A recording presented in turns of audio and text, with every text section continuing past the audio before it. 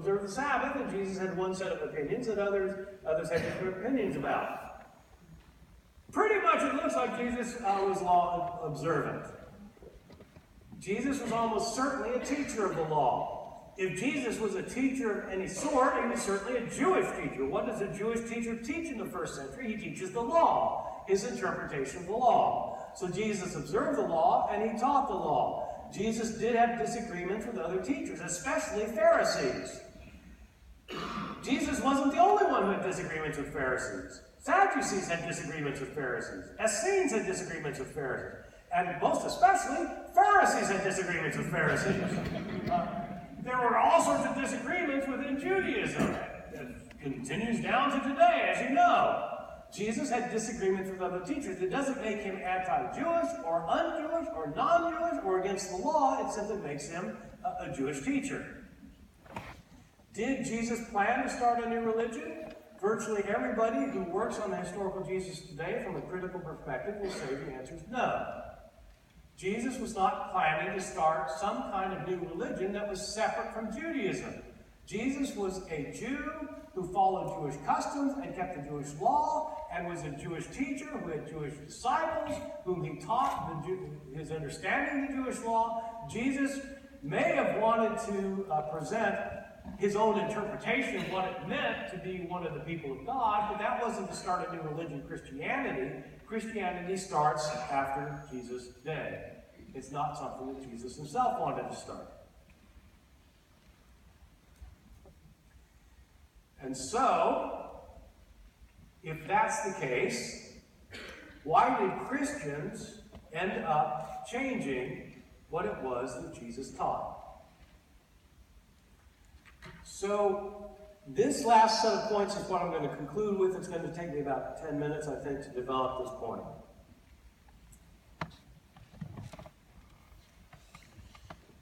After Jesus died, his followers proclaimed that he was the Jewish Messiah.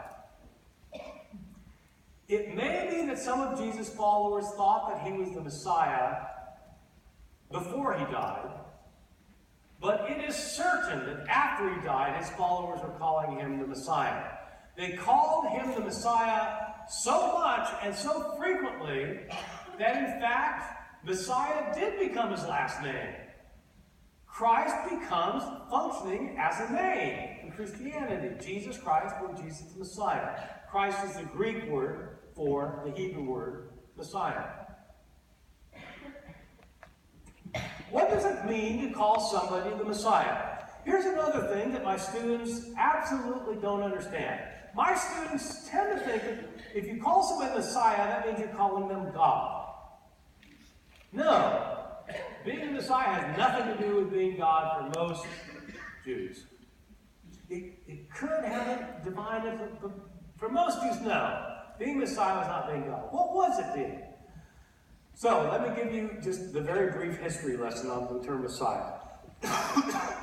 The word Messiah in Hebrew, like the Greek word Christ, literally means anointed one. The anointed one. Originally, it was used of the kings of Israel. The king of Israel, starting with King Saul, the first king, then King David, then King Solomon. The kings were made king, say, during a coronation ceremony by having oil poured on their head. Part of the coronation ceremony, having oil poured on their head. They were anointed with oil as a sign of divine favor. Favored by God, the Anointed One.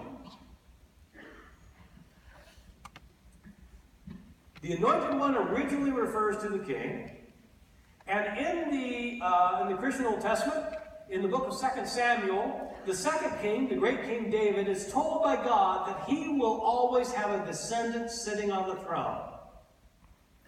David will always have a descendant sitting on the throne, the kingly throne, and so there will always be a Davidic king in Jerusalem. So that was true for about 400 years. There was a dynasty, a Davidic dynasty, where there was a king on the throne, until the Babylonians came in and destroyed Jerusalem and took the king off the throne. What are people supposed to make of this promise of God that there will always be a Davidic king on the throne, an anointed one on the throne, if there's no longer a king on the throne? some Jewish thinkers started to think that there'd be a future king on the throne. A future anointed one.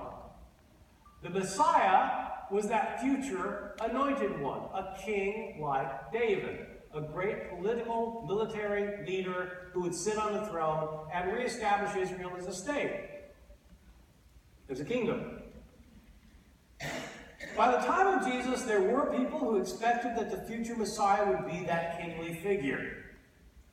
There were other Jews who had other expectations about what a future anointed one would be. There were some who thought that this future figure who led Israel would be more of a cosmic figure, a divine-like being who would come from heaven to destroy the enemies of God and set up God's kingdom on earth. Call him the Messiah, call him the Son of Man, call him, there are various things they call him. This future one. There were other Jews who expected that the future ruler of Israel would be a great priest who would interpret the law of God for his people and rule over his people with a very stern fist, but as a great interpreter of the law, a powerful priest who would rule the people. There are various expectations about what the Messiah would be like. But one thing all of these expectations had in common was that the Messiah would be a future figure of grandeur and power who would rule over the people of Israel. Typically would overthrow the enemy and set up Israel as its own kingdom. A figure of grandeur and power. Christians came along and they said, Jesus is the Messiah.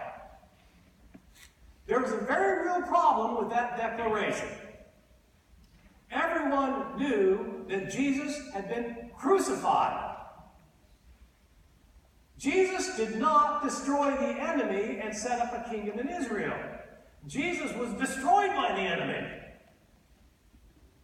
Jesus was publicly tortured to death, humiliated and tortured to death. That's the Messiah?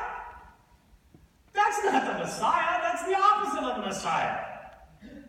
So when I try to get my students to understand what it's like for a first century Jew to agree Jesus is the Messiah, a crucified criminal is the Messiah, what I used to do, I can't do it anymore because now my students don't remember who David Koresh was.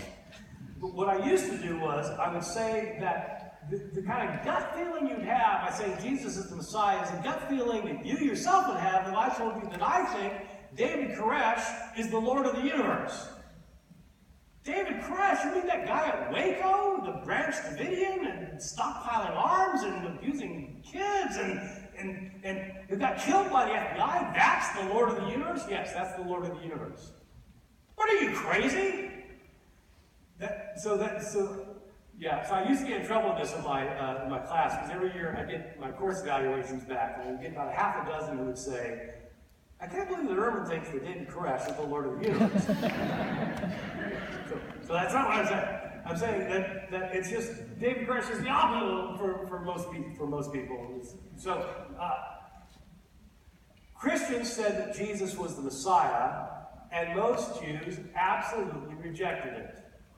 The vast majority of Jews did and do reject this claim. While the early Christians were proclaiming that Jesus is the Jewish Messiah, you have the phenomenon of the Apostle Paul. Paul himself was a Jew, was a Pharisee, was apparently a strict and highly religious Jew who, because of the vision that he had of Jesus, came to think that Jesus had been raised from the dead. Paul came to think, apparently maybe at his conversion, right after his conversion, came to think that Jesus' death was absolutely the key to salvation, to being made right with God. And that since Jesus' death is what made people right with God, nothing else had any relationship to being right with God. It was only the death and resurrection of Jesus that mattered. Paul had been raised as a law-observant Jew who thought that the law really mattered. But he came to think that when it came to a relationship with God, the law actually didn't matter. Because if the law mattered, God wouldn't have had Jesus die. Paul knew that God had Jesus die, Because Paul knew that Jesus had been raised from the dead. If Jesus got raised from the dead, the only way to get raised from the dead is if God raised him. If God raised him, that shows that God favored him. If God favored him, then his death must have been something God planned. His death must be some kind of sacrifice for others. But that means that it's the sacrifice of Jesus that matters, not the law. And so Paul came to think that people could be right with God, could have salvation apart from the law by believing in the death and resurrection of Jesus. And so Paul saw himself as the apostle to the Gentiles. He wanted to convert Gentiles. And he did. He started his Gentile mission. Paul converted Gentiles, and Paul had much more success than his counterparts who were trying to convert Jews. Mainly Gentiles were converting to Christianity. If you've got a situation where most Jews are rejecting the message of Jesus, and most of the people who are accepting the message of Jesus are Gentiles who don't keep the Jewish law, why do Christians keep the Old Testament? Why do Christians keep the law if they're not going to follow the law? And why even have an Old Testament? There are lots of reasons why historically Christianity kept the Old Testament.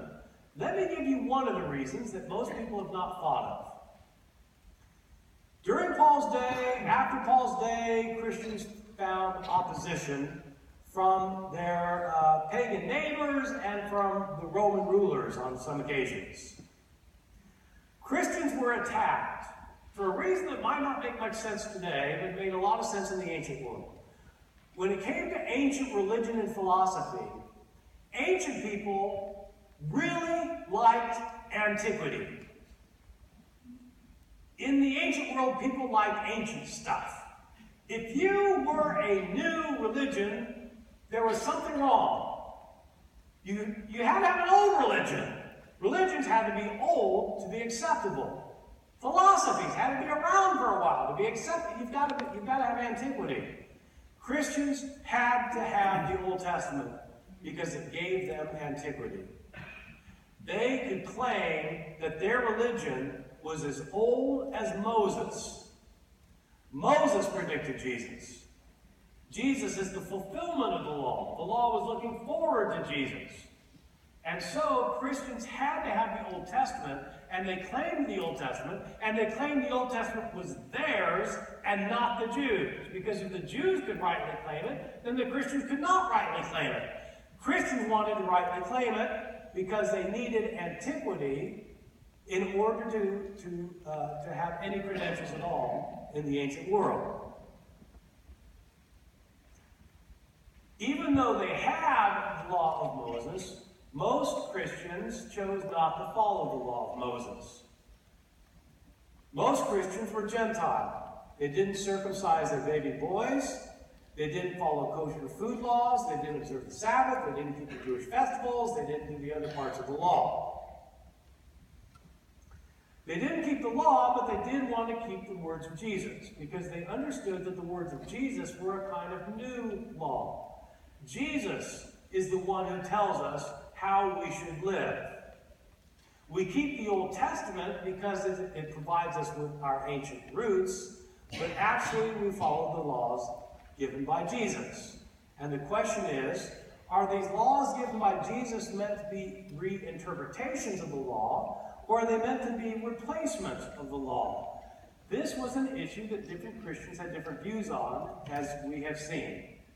There remained Christians, and still remain Christians, who think that Christians should still follow the Jewish laws. Other Christians think that the law is an important part of the Christian canon, but it's not to be followed. My sense is that there are a lot of Christians in the world today who think that we have the law, we have the Old Testament, but they aren't really sure why they have the Old Testament. This was a source of confusion in the ancient world, and I think it continues to be a source of confusion today. Thank you very much.